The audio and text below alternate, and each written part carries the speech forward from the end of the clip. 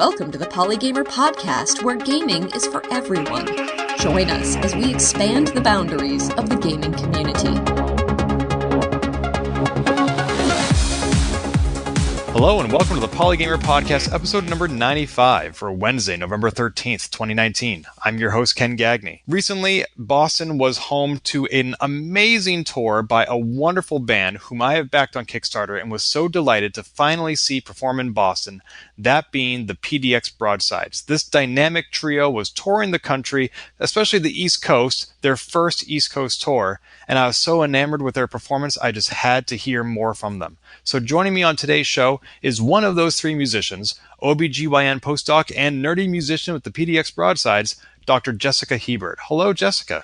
Hi, Ken. Hello, Polygamer folks. It's nice to be here. It's so nice to have you here. Thank you for giving me your time. I know that having just gone on this amazing East Coast tour, you're probably looking for some downtime to recover and just recenter yourself. The life of a nerdy musician is not one that is full of rest, but I'm really glad to be able to talk to you, and it'll help me sort of process where I've been for the last month, too. So I'm excited to do that. Great. I'm excited, too. So for those of our listeners who unfortunately may not have had the opportunity to hear about the PDX Broadsides, how would you describe this music band to them? I guess I would call us a nerdy pop folk trio. We have piano and guitar and really clever lyrics and tight harmonies. And the tight harmonies are kind of what we're known for. We write about things from science to space to Star Trek to Starbucks to things that don't start with S at all. We sing about the things that we love, and those are the things that a lot of nerd friends of ours love too. So that's kind of what we do. We are best known for, we have been nominated twice for the Pegasus Award for Excellence in Folk Music, and those nominations were for the songs The Girl Who Couldn't Even and Nathan Fillion, Please Take Off Your Pants. My goodness. And how is it that you three came to be in the first place? Where did you intersect? Well, it all starts with Holly and I getting drunk in a shed. As all good things happen, we were at that time pirates, and I still am. We were performing pirates here in Portland with a group called PDX, and Holly and we had this really long gig that day, and we were sitting in this shed in her backyard that was sort of a communal congregation place, drinking wine with our friend Brandy. And Holly said, I found these really dirty, girly shanties, and I thought it would be fun if we tried to sing them. And one was Roll Your Leg Over, and the other was Roll Me Over in the Clover. And these are old traditional shanty, dirty standards. And we were singing them and thought that they were really delightful. And we performed them in front of our crew about a week later. And they said, that's really good. We're going to be on a podcast like tonight. You should sing them there. So we did. And that podcast, Geek in the City, where we've appeared many, many times since, called us, those were the PDX Broadsides, because we were three girls singing dirty things. And it was kind of funny. Brandy decided to leave about a year later because we never set out to start a band. We just started getting really popular. And our friend Christian, who played guitar, said, hey, I guess I could try to come play with you guys. And that was 7 years ago. So we've been a band for just over 8 years, though Christian will tell you that we've really only been a band for 7, because that's when he joined. And we've been making weird, nerdy music ever since. I didn't realize that you are a former pirate. It seems like all the coolest people in my lives have at some point been pirates. Yeah, I guess I'm also a current pirate. I'm the captain of PDXR, which you can find at pdxr.org and on Facebook and Twitter. And we perform up and down the West Coast doing shanties and fights and fire dancing and big old cannons for fun. So that's kind of still part of our history, and we'll still teach you about sea shanties and stuff. But Holly and Christian are no longer practicing pirates. How would you say you divide your time? Is it mostly PDXER or PDX Broadsides? What's the division? I guess my division is science first and then everything else. I made a commitment to myself and to my family when I started grad school, actually, that it was going to be science and family first and then everything else. So I guess it ebbs and it flows. Summer tends to be a little bit more busy for piracy, but sometimes the band needs more effort. I guess I tend to spend a lot more time on band stuff when we're touring and actively writing.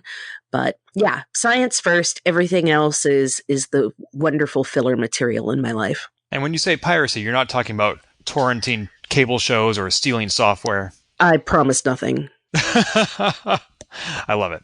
You mentioned some of the songs that you have performed, including Nathan Fillion, Starbucks, Star Trek, etc. What is your songwriting process like? Like, who starts with the idea and who contributes what? I would say 90% of our songwriting model is one of us writes some lyrics that we think are good, and then we bring it to the table, and then we make the music together. Sometimes one of us will get an idea, like I'll write some lyrics and a basic chord progression. I'll take that to the table and we'll work on it together. But that's usually how it works out. Holly doesn't play an instrument, and so she most often will write something and say, like, I kind of wanted it to sound happy, and then we work on it until we figure it out. So it's kind of collaborative. The other 10% of the time, we'll have like a Google Doc open. So someone says, I had this kind of rough idea. Could you help me flesh it out? And then we work on it very, very collaboratively then. So it depends. It depends on what it is that we're trying to get at. Do any of you have assigned roles in the band, such as instruments or singing or etc.? We all sing, and I play keys. In fact, during our first Kickstarter for our fourth album, Trust Issues, one of the stretch goals was for a new stage professional keyboard for me. So I have a Casio PX5S, whose name is Dr. Rosalind Franklin, after the true discoverer of the structure and nature of DNA. And Rosalind often tours with us. Though if you saw us on the East Coast tour, you saw me with a smaller setup, and that keyboard's name is Mod because it's an M audio. So Mod. Christian plays guitar, and we all make weird mouth noises at each other. So I guess that's that. Holly will say that she's the band's editor. So when we come up with, Christian and I will often like spin ideas between the two of us. And if you know the Wild, the Weaver, and the Wyrm from mythology, Christian's kind of the Wild. He spins all these. He has all these ideas that come out of him, and I'm the Weaver, and I try to set them in place and keep them. And Holly is the Wyrm. She edits them out of existence if they're really, really bad. This all sounds extremely arcane and magical. I guess songwriting is magical, and a lot of our songs come from a pretty deep place within us. Like sometimes they're a little bit more surface level, but especially Trust Issues and Relatable Content, our last two albums, we started to get into the things that scare us and fears and writing about them still through a really nerdy lens. But I mean, those are the songs that are really resonating with our fans right now and with us as we enter a stage in our world that's kind of scary and new. Can you give me some examples of some of those songs? Sure. One of them is Orpheus that I wrote for the new album. And Orpheus is part of a 3-song set. The first song was called Fight or Flight, and then Orpheus, and then Lost at Sea. And it's all, the songs sort of follow a cycle of abuse and fear. And Orpheus really focuses on the anger part of leaving, when you freeze in place, but you are so angry and you are locked into a situation you can't get out of because he is so charming and he is so witty and everybody loves him. So it takes a lot of inspiration from the Me Too movement as well. So that's one example. Holly wrote a song called The Alligators, which is about the little things that are in our brains that eat away at our confidence and our belief in ourselves, because they tell us that we can't do a thing. And so we hold ourselves back. So, and Christian, I got to mention one from each of us. Christian wrote a song called Serotonin Dopamine, which is also on the new album, about the neurotransmitters we miss when they're gone. And it's a song about, like, you know, if you've got those drugs, that's how I'm going to feel a little bit better. So we're embracing mental health, and the sort of social justice movement, and also confidence. Those are things that really resonate with us, and I think a lot of our fans are feeling that same way. What would you say is your goal with these more challenging songs? Is it self-therapy? Is it entertainment? Is it education? All of the above. I think that all good entertainment has something in it that you can learn from. So edutainment. And I feel like this is, yeah, these songs are processing. If it wasn't something that was coming out of us, where would it be coming from? So yeah, all of the above. We write about the things that we understand, and we all have struggles with, all three of us have struggles with mental health. And so that's a thing that we use our music to help us process that too. And some days are hard, and people do come and talk to us about how, like, jerk brain meant so much to them, because they were like, oh, it's okay when my brain isn't very kind to me. I'm like, yeah. And it's become shorthand for a lot of our fans to express when things aren't going well in their brains. They're like, I'm having jerk brain. Like, hell yeah, you're having jerk brain, and it's okay to have jerk brain. So I'm having some jerk brain right now, but it is nice to know that I'm not alone, and that other people feel that too. And what is it that you think your fans get out of this? Some people want to go to a concert and just turn off their heads and be entertained. And when they hear songs that might be challenging to them, or something that, you know, as you mentioned, these are things that you are addressing head on because you fear them. Is that something that you find your audience appreciates? I think so. We do get sometimes people cry during a performance, and sometimes by people, I mean me. There are still songs that get at my heart when we're performing them. And sometimes audience members will come up and say, like, that song really meant a lot to me because I haven't heard someone talk about mental health in that way. And maybe some of our material is a little bit triggering, but I hope that by listening to it, I hope it's not triggering. I'll take that back. Some of our material might be a little bit more difficult to engage with, because it's not just about, like, here's a song about Pokemon. Let me tell you about all the different Pokemon. Like, this is, sometimes you have to actually write from the heart, and that's where we're coming from these days. And I imagine that this is all part of the larger movement to destigmatize these topics by talking about them. The same reason why we have organizations like Take This and Post Secret is because so much of this stuff is hidden, and your audience will hear this and realize they're not alone. I love Post Secret. I think it's so devastatingly real.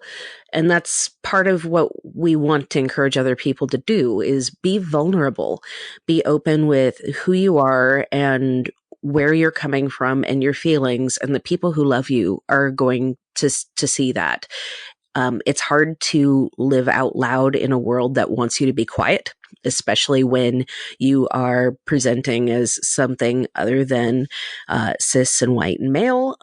That can be really challenging, and we want everyone who hears our music to feel like they can be expressive through that music. So even when the songs are challenging, you're still creating a safe space. I hope so. It's a way to experience it in 4 minutes or, longer. Heartless, I'm looking at you. And hopefully by the end of that, you feel like you've been on a bit of a journey through that emotional state and realize, like, it's okay. It's okay to have feelings.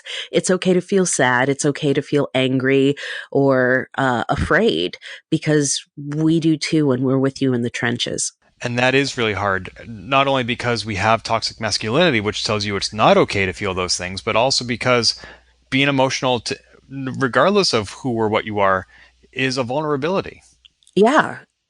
Being, like I said, living out loud in a world that wants you to be quiet is really hard. You have to keep challenging yourself and challenging the beliefs of other people if you want to be your truest self. So to counter that, I know that you have not all your songs are on those topics. What are some of your other songs that you enjoy? You mentioned Nathan Fillion, etc., but do you have any particular favorites, or are there any particular fan favorites? Fan favorites. Best in Life is a song that Christian wrote that is a what if. That's how a lot of our songs actually start, is what if we expressed this thing? What if Conan the Barbarian wrote an advice column? And fans really love it. It's got a fun and bouncy chorus to it.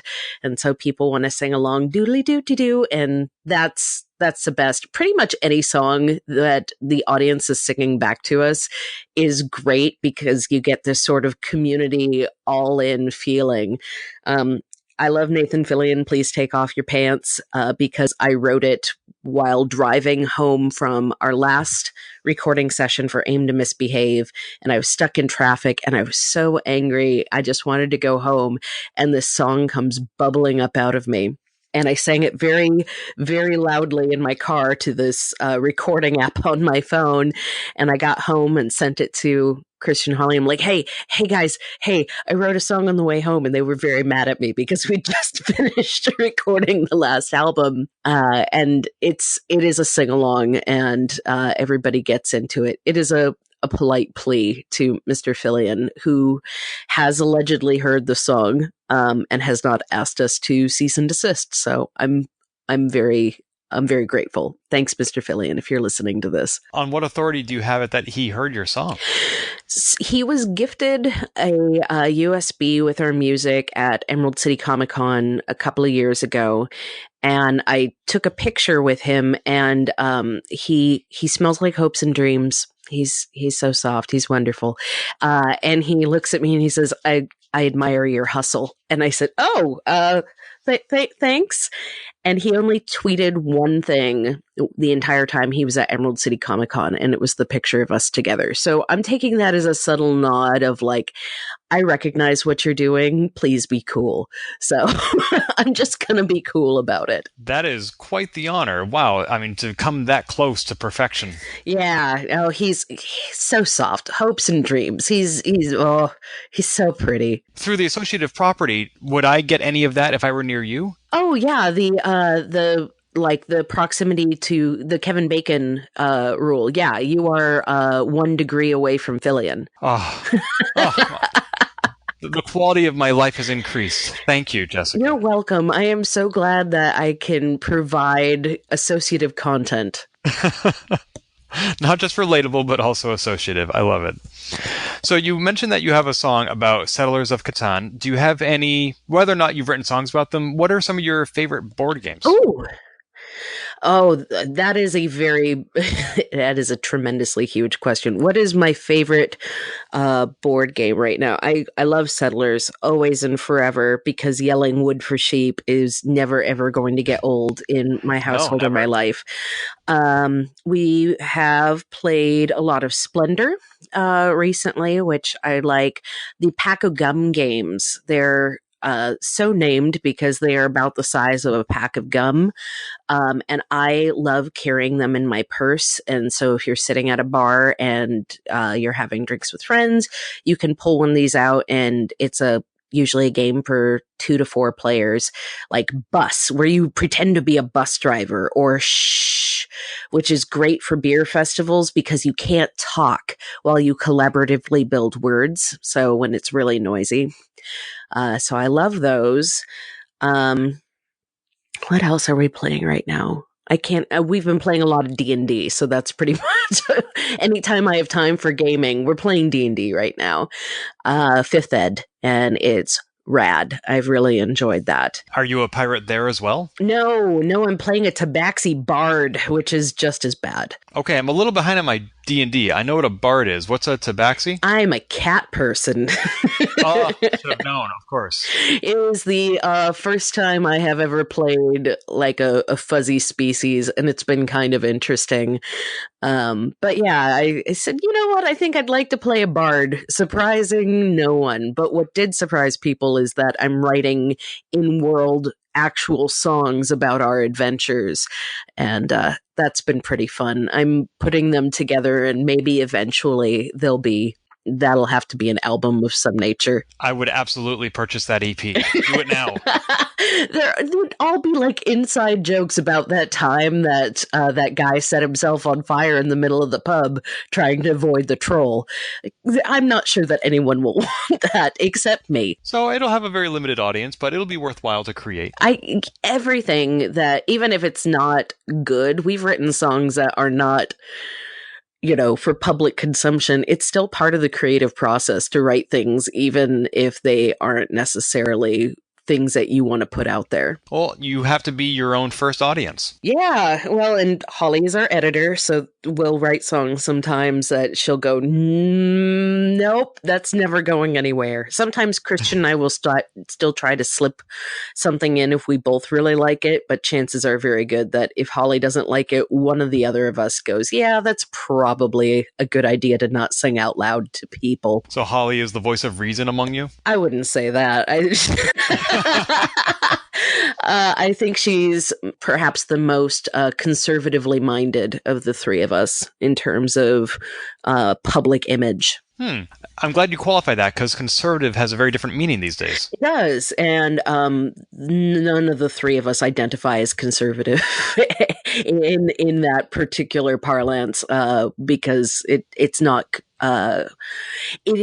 It does not mesh with our worldviews of how people should be treated and how people should be equal and able to express themselves. Shocking nobody. Right? Are there songs you've written that were too nerdy for the PDX Broadsides? I mean, perhaps they weren't funny enough or they were too inside a joke, but you're like, guys, this is just beyond the pale. We have sometimes what we call the 2%er songs, where 2% of the audience is going to get a song, but that 2% is really going to love it. So they're on the fence sometimes. We did one, we had performed it out a couple of times, and we keep debating whether it'll see the light of day again. It's called Lorem Ipsum. And it's Lorem Ipsum is the boilerplate text that you use to fill space before you actually fill it with an actual thing. So like if you go to a website and they have forgotten to change one of their pages, it's usually filled with Lorem Ipsum. It's a randomized Latin that isn't real Latin. So we wrote a song about how we meant to finish this song, and here comes our big chorus, and it's all Lorem Ipsum. Right. 2%. Like nobody thinks it's funny except like librarians and web designers. And they're like, oh, I get what you did. And everyone else is like, what the hell are they doing? Are they speaking tongues? I appreciate it. I mean, the only thing that could possibly be funnier, but I'd have to see it to be sure, is if you replace it with Riker Ipsum. Oh, no. Okay, well, that's going on the list. We'll look into it. We'll take it under advisement. I don't know. Like most of the time, if we have a song that someone thinks is too nerdy, then we definitely need to put it out there. We did a song for a long time that Christian didn't think was funny. And he's like, why do people keep laughing? Like, because it's hysterical. It's called Delta U, Delta Me, about a breakup through physics and mathematics. And it's so cleverly done. And people who aren't like physics and math super nerds still get like, oh, it's about a breakup. But we sang it for a bunch of scientists at Dragon Con and just watched them lose it. So, I mean, just the niche nerds need us too. So we'll never not release something because it's too nerdy. We probably just won't release something because it might not be relevant anymore. Like I wrote a song about the fiscal cliff, and it's sort of about the fiscal cliff. It's about a guy named Fiscal Cliff who's very mad at CNN for saying his name over and over again. And Holly was like, no, we can't do that. Nobody's going to get that. And she might be right, But every now and again, I perform it at Filk Circle because Filkers will always get a joke like that. And for those who haven't heard that phrase, what is Filk? Filk is like, imagine nerdy music, but the community around that. So it is it was originally a misspelling of the word folk, started back in the late 60s, early 70s. And it's these folks who have been going to like nerdy conventions and things, and they form their own track to sing, all sorts of songs. Like sometimes the songs are very serious, but usually there's a lot of parodies, and Filk is the name of the community, and they're super fun. So if you see a Filk track at any con you're at, their music, they're going to be nerds, and they are your people, and you should go check them out. I discovered Filk sort of tangentially. There is a musician named Frank Hayes. He wrote the song Never Set the Cat on Fire. Yes. I love Frank. He's great. You love his work, or you know him personally? Both. Frank comes to Oricon every year, and his song "When I Was a Boy" is very, very popular. And he has what we have termed Frank Hayes disease. He'll get up on stage and he forgets his lyrics, and if anybody else forgets their lyrics during a set, they yell out "Frank Hayes." It's like a whole thing, but he's wonderful. He's very welcoming.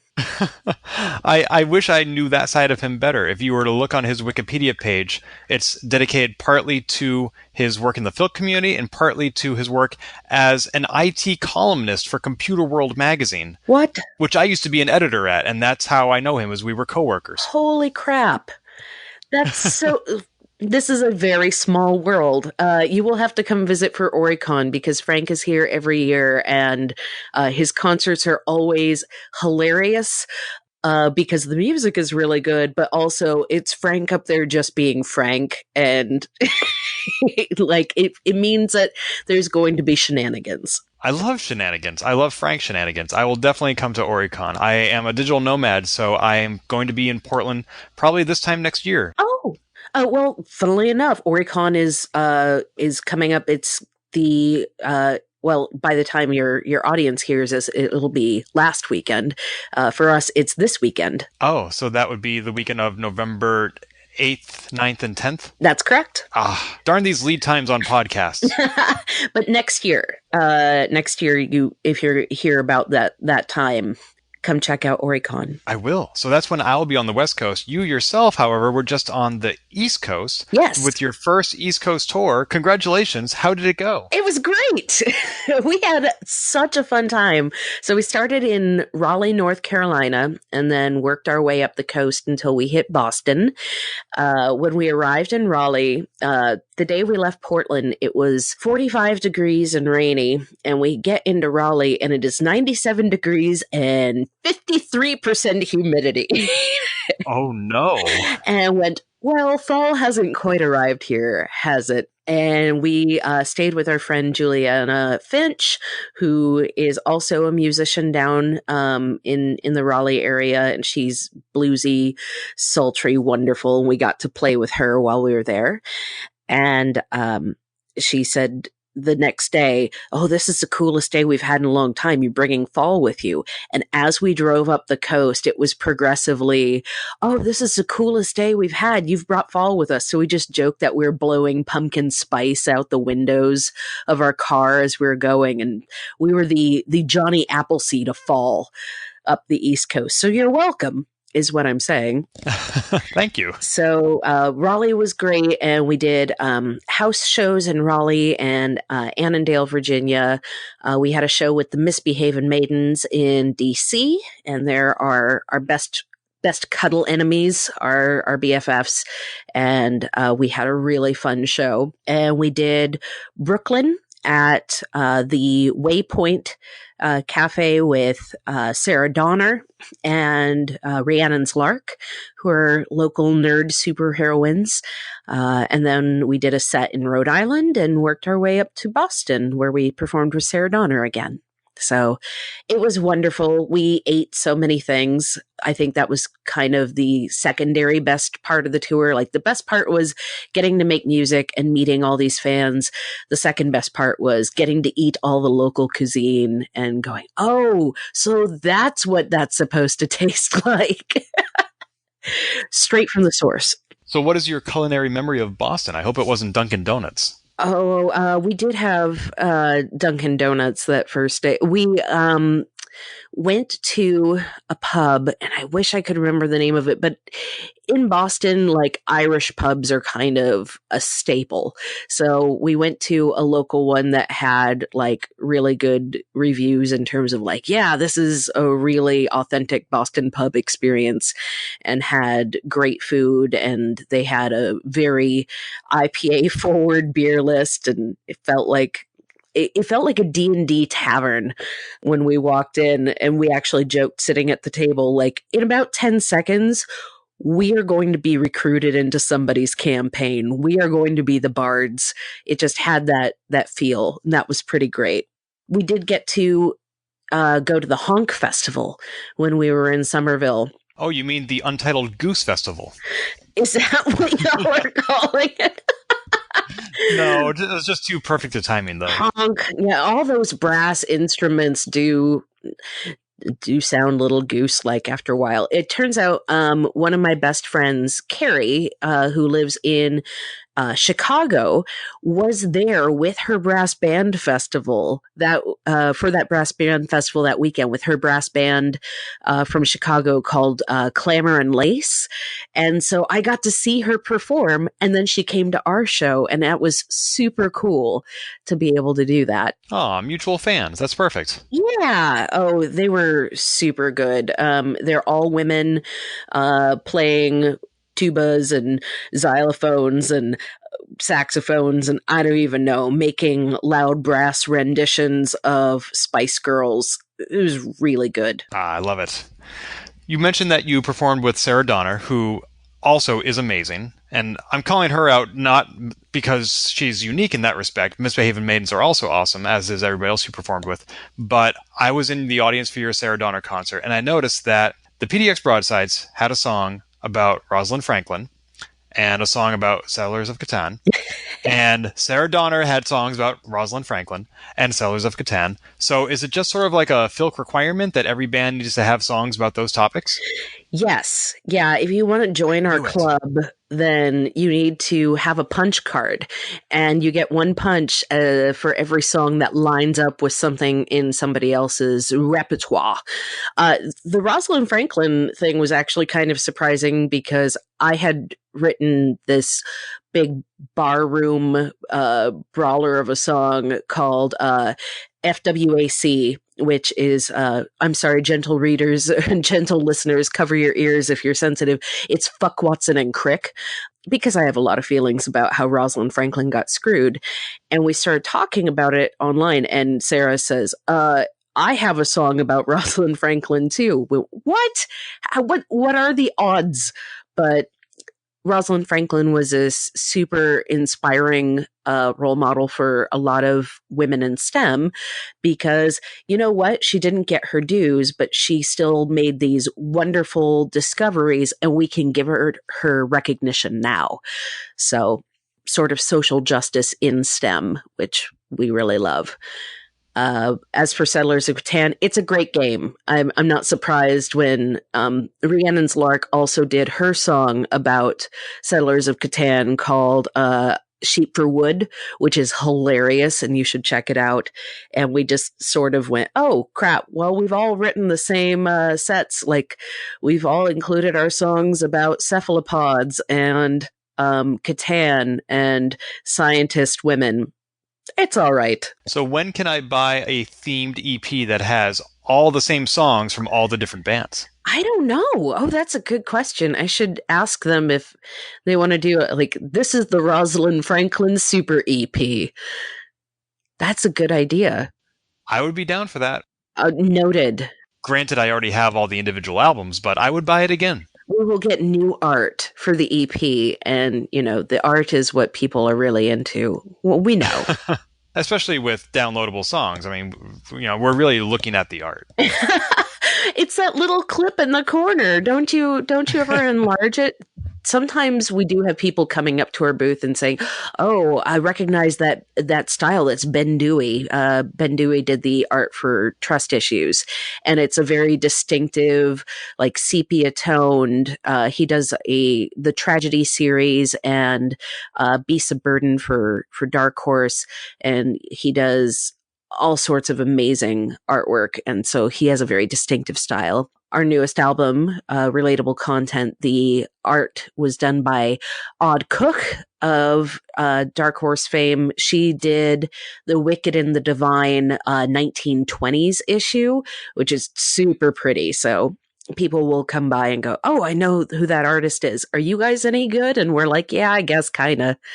Ask our moms. They seem to like us."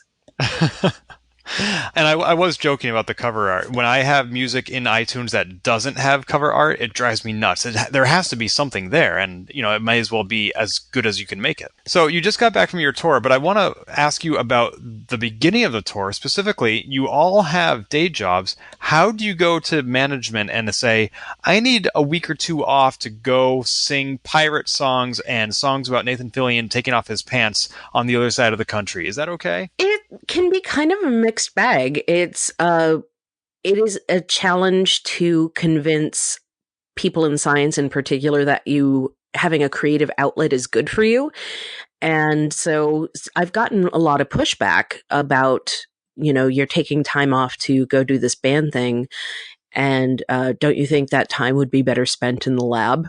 And you'd be surprised how much pushback we get.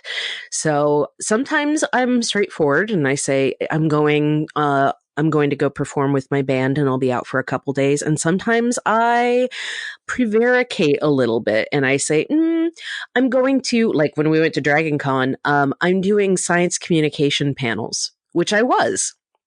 I was also part of the science track while I was there.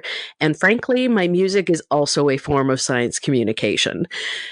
So that's kind of how we get around it. But I am expending a lot of my vacation time this year, like my legit vacation days on going on tour and going to different cons. And that's all right. That's what you do. You do what you love.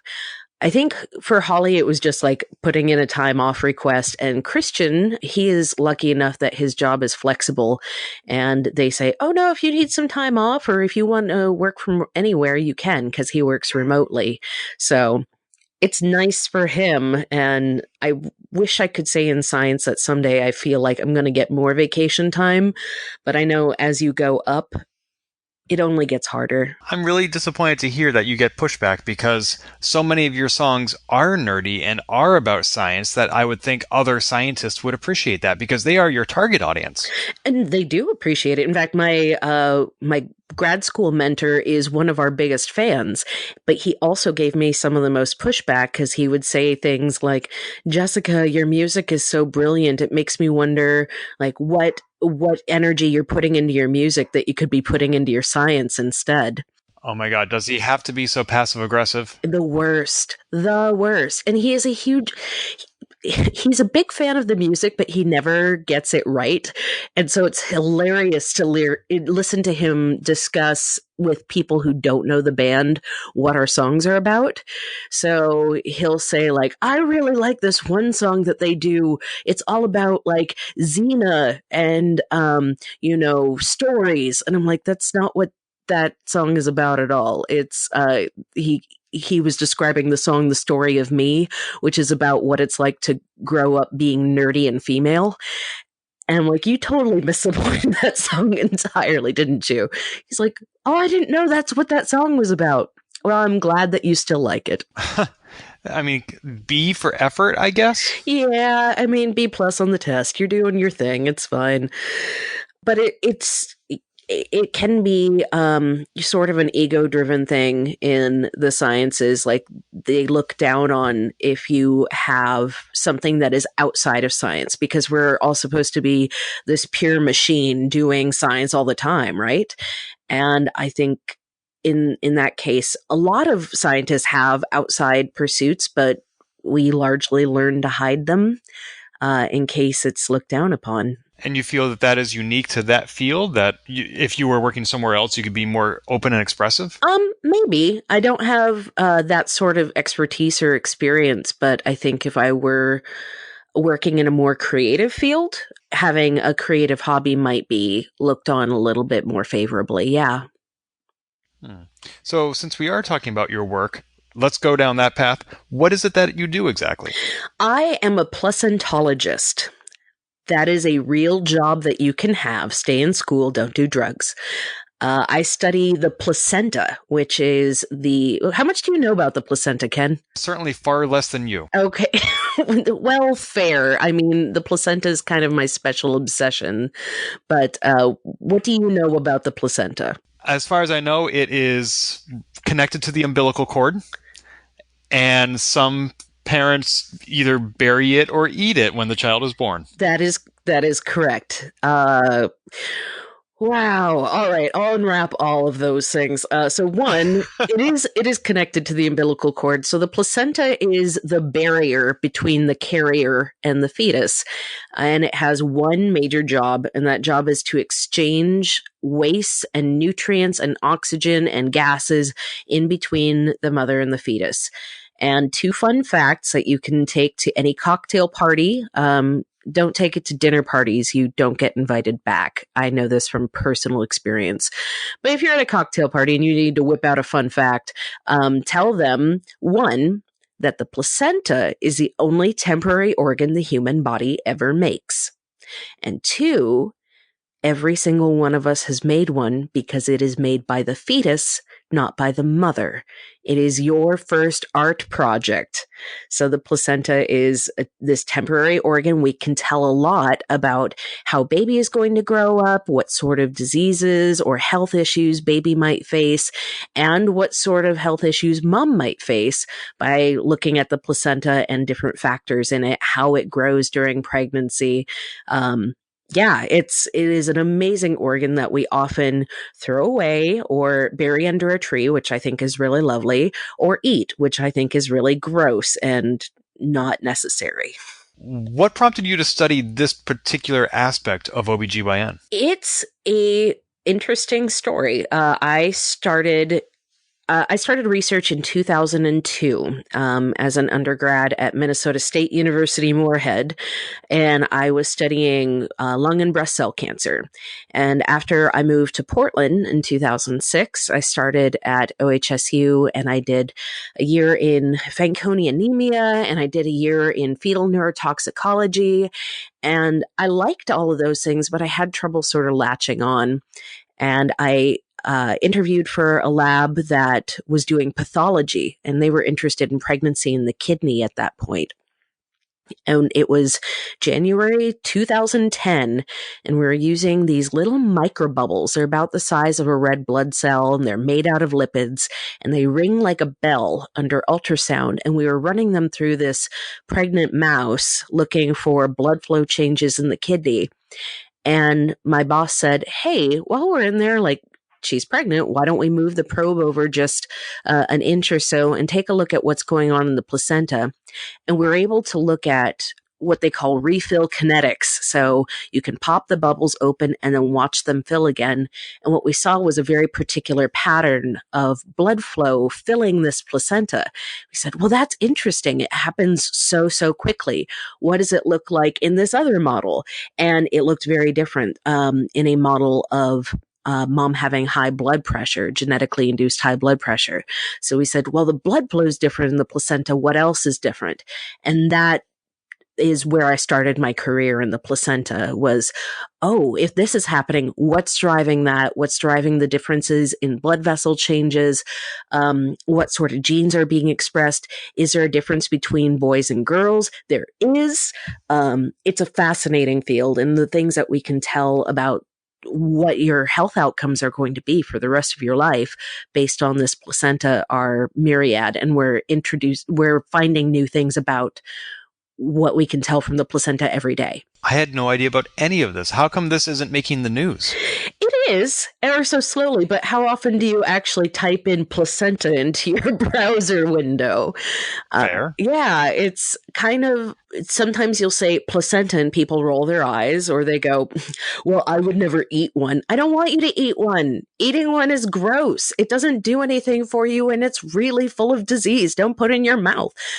No, it's not full of disease. It's full of, it's got its own microbiota.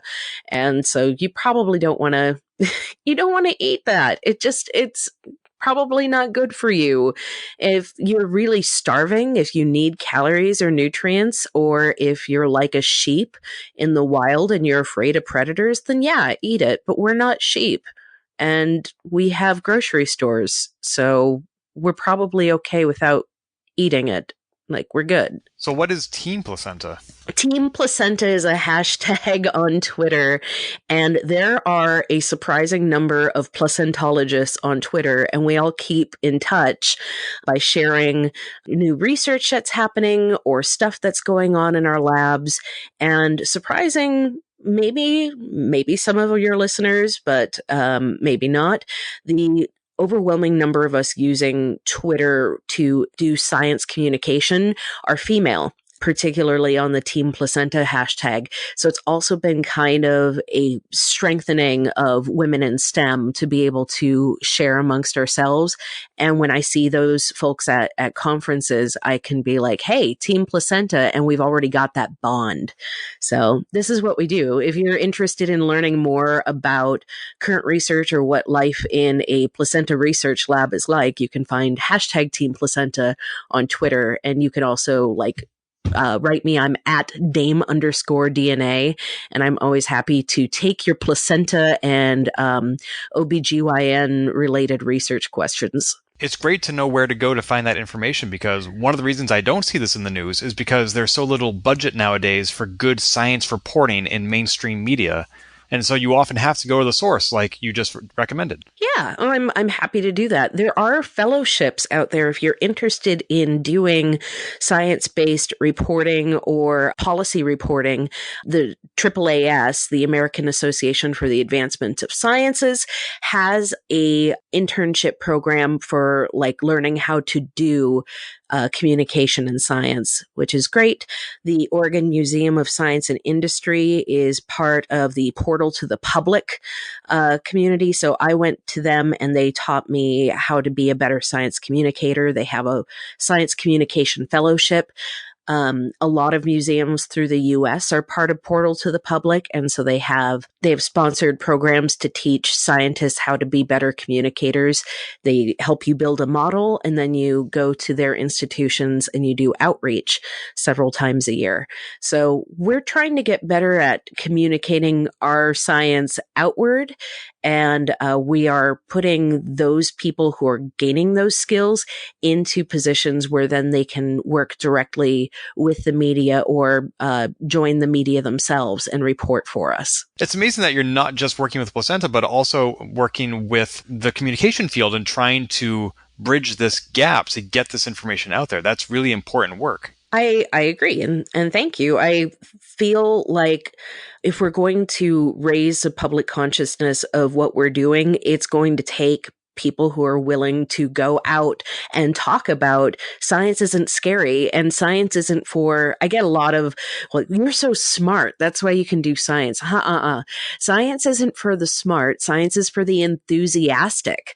If you are excited about discovery and following the scientific process and using critical thinking, the scientific process is just, ask a question, develop what you think is going to happen around that, run a little experiment, and then if it works out, great, you've, supported your hypothesis. If it doesn't work out, develop a new hypothesis. And we do that about everything every day. I would like to make a ham sandwich. This ham smells off. I think I'm going to try to eat the ham anyway because I don't think it's off yet. I got sick. The ham was off. That is the scientific process in, a kitchen setting. And yet there are so many areas of our lives in which we don't apply the scientific method, where we come to a conclusion and then we test it. And if it doesn't work out, we stick with the conclusion anyway. Yeah, because we're humans and fallible. Uh, but I like to do the science communication work in part to encourage people to apply the scientific process to other areas of their life and like think like a scientist. It's not just for people who are good at calculus. You talked about what got you into this field. What is it that you're working on now in your postdoc? Oh, it's neat stuff. Thank you for asking. So what I'm studying right now is the placenta in gestational diabetes. So what happens when mom has gestational diabetes, which is a condition that affects 7% of all human pregnancies, and we're seeing it being complicated by things like obesity, which is on the rise, in particular in the United States, and Western style diet. There's a number of factors that can also further impact gestational diabetes. But the big deal is that it can affect the offspring. So it can developmentally program the baby to be more predisposed to have diabetes and obesity and blood pressure and cardiovascular issues later in life. We can look at the placenta and see what changes are happening in there. Particularly, my work right now is on the mitochondria, the powerhouse of the cell, as most people remember from basic biology. But the mitochondria also release what's known as oxidative stress factors. So they can cause damage, and oxidative stress leads to aging. And if you're a organ like the placenta, where your job is pretty short term, to accelerate the aging of the placenta is bad because it means it's not going to be able to do its job quite so well. So I'm looking at how the mitochondria function in this placenta and how we can make them function better even when mom has something like gestational diabetes. Wow, that is really impressive that you're doing that, and I can see how it has significant implications for everybody's health. What I know from other people who have done postdocs is that their project usually ends not when they come to a conclusion, but when the budget runs out. That's not incorrect. Right now, I'm considering what I want to be when I grow up. It's funny. You get a PhD and you think that you should know what the next step is. And I lucked out into getting into a research-based postdoc that was still in the placenta, but in a very different sort of pathological angle than what I was doing as a grad student. And I love research, but I also really love teaching. And you can tell that I love science communication. So it's how do I put all those things together into a lifelong career? That's part of what the postdoc is about as well, is figuring out what your next step is as you're also producing your future body of work. What I'm hearing from you is that you prefer working with the general public as opposed to, say, in an academic environment where you can teach these subjects. Is that correct? I think it's a little bit of both. I love teaching and really miss being in a classroom. I taught all the way through my grad school experience, and I love teaching biology because, again, science is for the enthusiastic.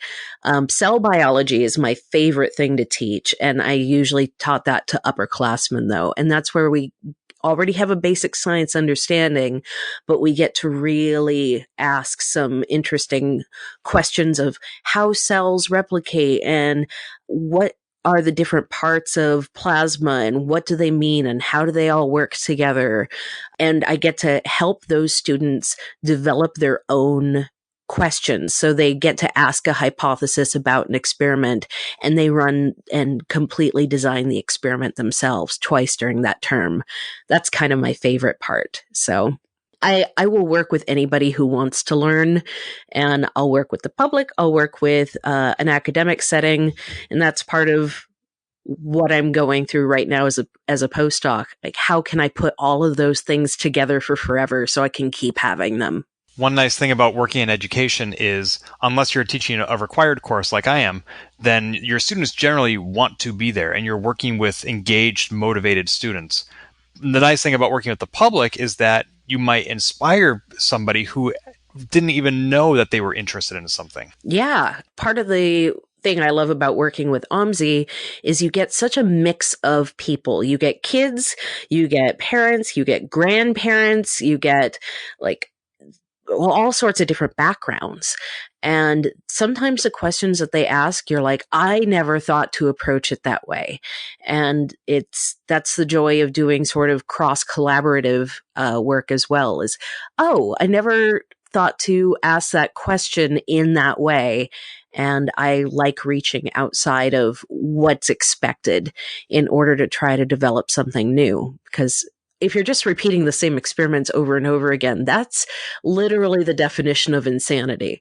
So you have to find a new angle, and part of working with the public is being part of that new angle. And if that new angle inspires somebody, let me ask, who was it who inspired you? Who are some of your scientific role models? Ooh, Rosalind Franklin is naturally. Yeah, of course. I have kind of the wall of SciComm superheroes, Carl Sagan, Neil deGrasse Tyson to a lesser extent, although he needs to talk about his science and not other people's science. Stay in your lane. I am very inspired by my first two mentors at Minnesota State University Moorhead, Dr. Provost and Dr. Waller, who had this idea that they would collaborate together on a cancer model. And they ended up opening a lab up to undergraduates who wanted to experience science and had this great big lab before cures were a thing. Cures are cumulative undergraduate research experiences, and they're kind of the wave of the future, allowing more students to have actual laboratory experience. And they were running that way back in 2002 by saying, come into our lab, get some research experience, and if you like it, we'll help you build a project. And I stayed with them for 4 years because they really helped foster my understanding and love of science and of research. So who else is really inspiring me? I just read Lab Girl by Hope Jahren, which was great. And she definitely has inspired a lot of women in STEM to keep exploring even when they get pushback. And her work in botany is really interesting. I have a lot of mentors through the Society of Reproductive Investigation, especially Dr. Helen Jones at Cincinnati Children's. And she's very frank and honest and inspires me every day to just keep going, even when the man wants to keep you down. She's great. So I have a lot of great local mentors as well as like historical role models to follow, which is pretty great. That's wonderful. I'll include links in the show notes to as many of those resources as I can think of. So we've talked about two things broadly in this podcast. We've talked about your music with the PDX Broadsides, and we've talked, of course, about your work with the placenta. How do those two interact? Not just how do they bounce against each other when you need to go on tour and take vacation time, but are there ways in which there's synergy between them? Oh, yeah, absolutely. I think that some of the things I learn about science and science history absolutely informs my music. And I think music helps me recharge my brain. You need those two sort of sides of your brain to work together to be a whole and functioning person. So having my right side brain stimulated by music and songwriting and my left side brain inspired by science and academic work, being able to recharge one side by leaning on the other has worked out really well for me. I feel I came back from tour feeling really refreshed and ready to go back into the lab. And here in about a month or so, I'll probably be ready to do a whole lot of songwriting again. I have not written a placenta song yet. That is a question I get an awful lot. It's not entirely true. I did write a placenta sea shanty, but it's really, really bad. And no, you can't hear it. And so I am working on, I call it my 3-minute rock opera about the placenta. I had planned to present it as part of, they have a competition every year called the 3-minute thesis competition. And I was like, here's what I'm going to do. I'm going to write 3 minutes about the placenta. It's going to be awesome. And the year I was I thought I was ready to present it, they changed the rules of the competition to say no music, no props, no nothing. Like, you get one slide and that's it. I was like, are you kidding me? I can't sing about this anymore. So I'm still working on it on the side. One day I will present it as my 3-minute thesis rebuttal, my rock opera about the placenta. And this will be a solo work, or the PDX Broadsides will be singing it? I have no idea. I hope the Broadsides will want to sing it. I joke every now and again that I'm going to make my solo project any day now from the songs that they don't like. But to be honest, I really love making music with the two of them. So I think if I wrote a placenta opera, they'd be into it. And they wouldn't be the only ones. The world needs more placenta music. I think that might be a new field of exploration. But the chances are very good that by the time I release a placenta song, Sarah Donner will have also released a placenta song. Well, then you can do a placenta EP, and I would buy it. Me too. Wow. So we have covered so much in the last hour, so many different aspects of your multiple fields of work. Is there anything we didn't talk about that you wish we had? Oh my goodness. I could talk for hours about the placenta. we could go on and on about how much I'm excited about science literacy and research. Anything I wish that we had discussed. I guess one of the most powerful things about being on the road was getting to perform with other bands in their own cities. And we also had the joy of performing with all women on that tour.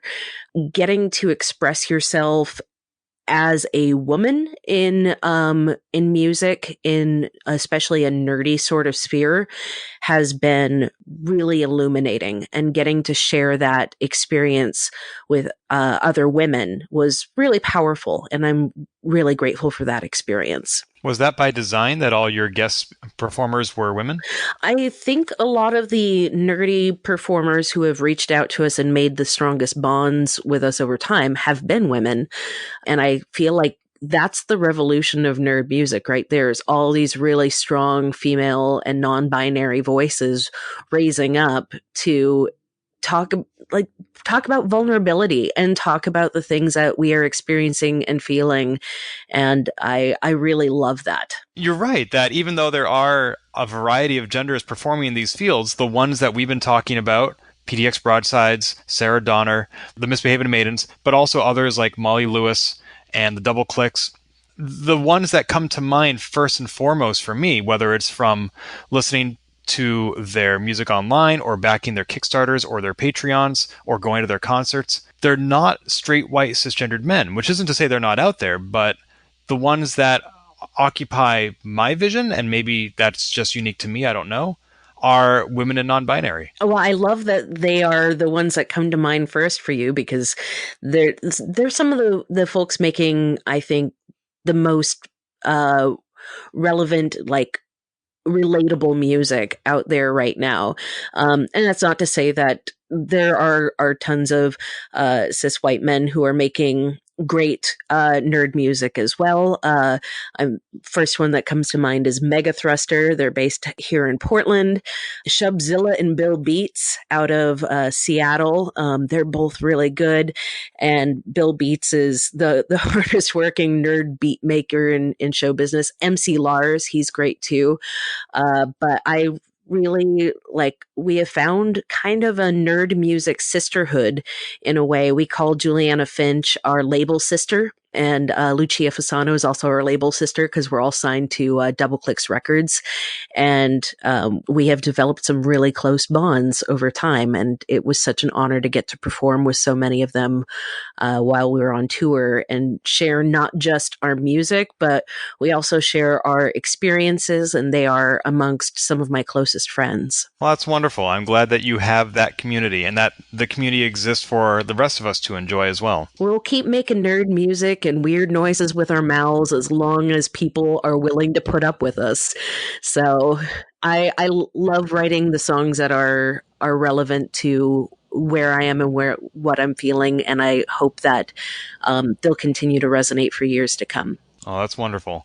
Can you remind our listeners, I'm going to include links to all the other performers in the show notes, but can you remind our listeners where to find you and the PDX Broadsides online? Yeah, I'd be delighted. So I'm Dr. Jessica Hebert. You can find me on Twitter at Dame_DNA. If you want to find the PDX Broadsides, we're on Facebook, Twitter at PDX Broadsides, Instagram, and also pdxbroadsides.com. Wonderful. Thank you so much for your time, Dr. Jessica. It's been a pleasure to chat with you. Ken, thank you so much, and I would love to chat with you further, and it's been an honor to get to share my science and my music and the things that really drive my life. This has been Polygamer, a Gamebits production. Find more episodes, read our blog, or send feedback at polygamer.net.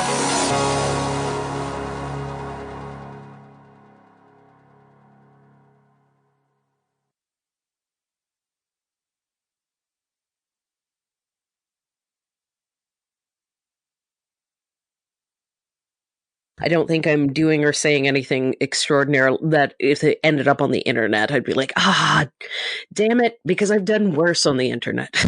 Such as? Nope.